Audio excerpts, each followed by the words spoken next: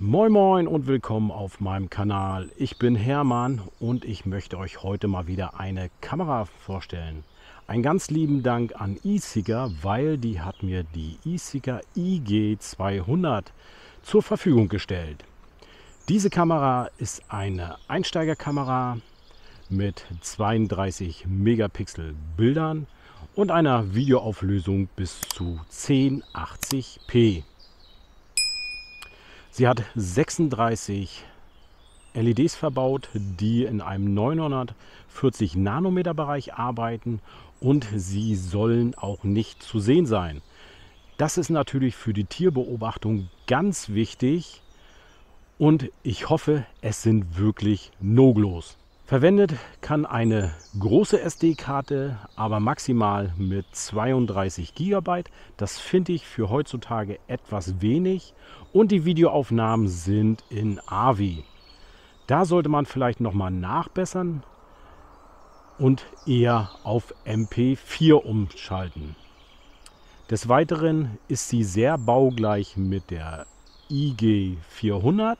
Sie hat also keine Öse fürs Schloss, kann somit nicht abgeschlossen werden, nur Sicherung durch ein Kabelschloss und durch den Baumgurt. Der Bewegungsmelder deckt 90 Grad ab. Man kann mit der Kamera auch mehrere Fotoaufnahmen machen, allerdings nur 1, 2 oder 3. Sie hat wieder eine Displayverzögerung und da komme ich gleich mal auf ein Problem, was bei vielen Kameras ist. Die Übersetzung hakt da so ein bisschen. Normalerweise würde da stehen so 30 Sekunden, 1 Minute bis 3 Minuten, bis sich das Display dann abschaltet und die Kamera aktiv wird.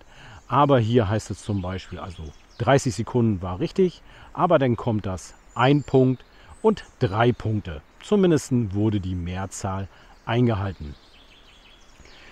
Wie die Kamera arbeitet, kann ich noch nicht sagen, weil ich habe sie gerade neu und will sie heute im Wald aufstellen. Für mich wird es eine Wartezeit von 14 Tagen. Bei euch wird es jetzt gleich passieren und ich hoffe, die Aufnahmen sind dementsprechend. Bei der Kamera gibt es noch ein Problem. Sie hat keine Empfindlichkeitseinstellung. Also es gibt da nicht niedrig, mittel, hoch. Diese Version gibt es leider nicht. Und bei der Auswahl der Videolänge sind auch vorgegebene Sekunden- oder Minutenangaben. Also man kann nicht stufenlos einstellen. Ich stelle meine Kameras immer auf 1080p und einer Videolänge von 20 Sekunden. Den Abstand der Videoaufnahmen, also zwischen zwei Aufnahmen, wenn sie wieder auslöst, habe ich auf 10 Sekunden gesetzt. Mal sehen, wie sie arbeitet. Wir haben jetzt Mitte Juni und dort ist die Kamera in einem Preisspektrum von 59,99. Den Link zu der Kamera und zu dem Hersteller eSeeker setze ich euch natürlich wieder unten in die Beschreibung. Und jetzt für euch kommen die Aufnahmen, die sie gemacht hat. Kommen wir zu den Aufnahmen der eSeeker IG200. So viele Aufnahmen sind es leider nicht geworden, weil es gab wahrscheinlich ein Problem mit der SD-Karte oder die Kamera hat ein größeres Problem. Hier haben wir auch schon das Problem, entweder sind nur kurze Sequenzen aufgenommen und enden in ein Standbild, wo dann nur noch Tonaufnahmen sind, oder wie hier, es ist ein schwarzes Bild und der Ton ist da. Vari meinte, es könnte an der SD-Karte liegen, darum habe ich es nochmal ausprobiert heute Nacht und das Testobjekt musste meine Katze sein. Um euch auch zu zeigen, wie die Bildqualität ist. Hier noch eine Aufnahme aus dem Dämmerungsbereich und ich finde die Aufnahme eigentlich schon sehr milchig und es rauscht. Die wenigen Aufnahmen am Tage waren dann auch noch von mir, wo ich die Kamera abgebaut habe und hier ist wieder ein weiteres Problem. Das ist jetzt schon die zweite Videosequenz, die sind volle 20 Sekunden. Die vorherige stoppte nach 7 Sekunden, weil die SD-Karte oder die Kamera wieder ein Problem hatte.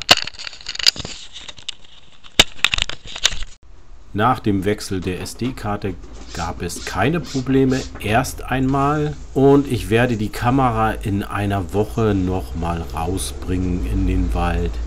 Die Bildqualität hier mit sehr gutem Licht finde ich noch okay, wobei das Bild etwas rauscht und es hakt doch ein wenig. Oder was meint ihr?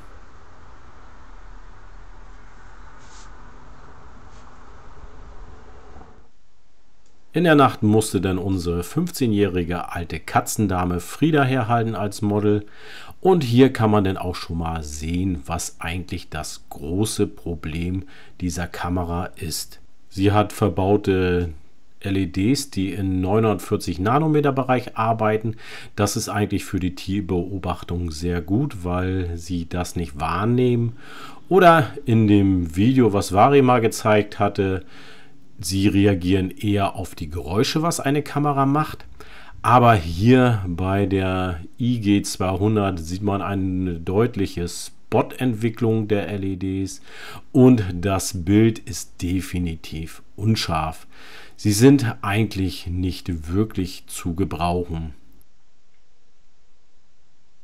In dem Preisspektrum von ungefähr 60 € gibt es da bedeutend bessere Kameras, wie zum Beispiel die Campac TC03, die ich auch schon vorgestellt habe.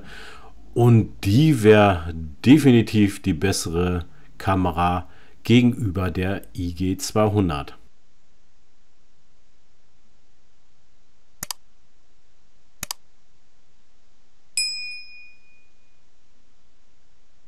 E-Cigar macht eure Hausaufgaben, weil ich weiß, ihr könnt es besser, was ihr bewiesen habt schon mit der IG400 und IG600, welche ich auch schon vorgestellt habe und ihr in meiner Playliste findet.